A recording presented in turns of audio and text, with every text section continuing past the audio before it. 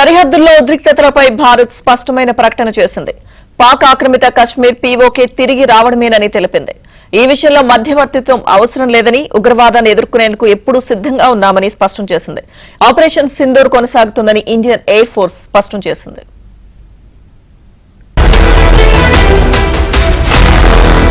భారత్ పాక్ సరిహద్దుల్లో టెన్షన్ వాతావరణం కొనసాగుతుంది. కాల్పుల విరమణ ప్రకటించిన కొన్ని గంటల్లోనే పాక్ తమ వక్ర బుద్ధిని చూపించుకున్న నేపథ్యంలో భారత్ అందుకు తగిన బుద్ధి చెప్పింది. ఇందులో భాగంగా భారత్ కశ్మీర్ విషయంలో స్పష్టమైన వైఖరితో ఉందని మరోసారి ప్రకటించింది. పాక్ ఆక్రమిత కశ్మీర్ పీఓకి తిరిగి రావడం మాత్రమే మిగిలి ఉందని ప్రధాని మోదీ తెలియజేశారు. ఇరు దేశాల మధ్య చర్చల్లో ఇదే ప్రధాన అంశంగా ఉండబోతోంది అని స్పష్టం చేశారు. అదేవిధంగా దేశంపై ఉగ్రదాడిని ఎప్పటికీ ఉపేక్షించేది లేదు అన్నారు. త్రివిధ దళాల అధిపతులతో ఎప్పటికప్పుడు సమీక్షలు నిర్వహించిన ప్రధాని ఉగ్రదాడులపై సైనిక అధికారులకు పూర్తి స్వేచ్ఛ ఇచ్చారు. సోమవారం జరిగే ఇరు దేశాల director general of military operation DGMO స్థాయి సమావేశంలో పీఓకే అంశం ప్రముఖంగా ప్రస్తావనకు రానుంది.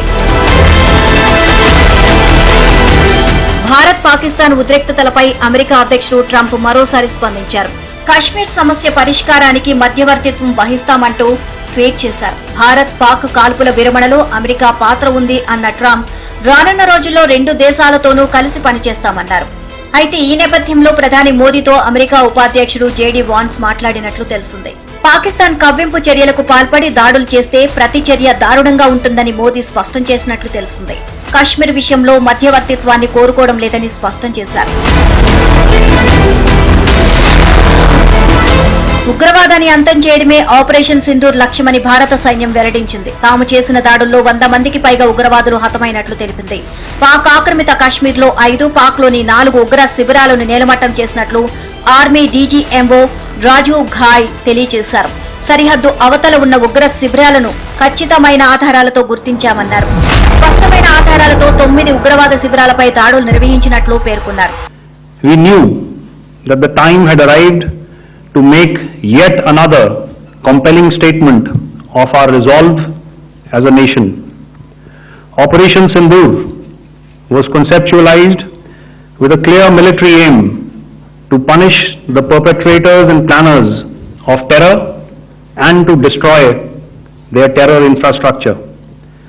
What I do not state here, of course, is the often stated determination of India and its intolerance to terror. Operation Sindoor పై భారత వాయుసేన మరో ప్రకటన విడుదల చేసింది. ఆపరేషన్ సింధూర్ కొనసాగుతోంది అని తేల్చి చెప్పింది.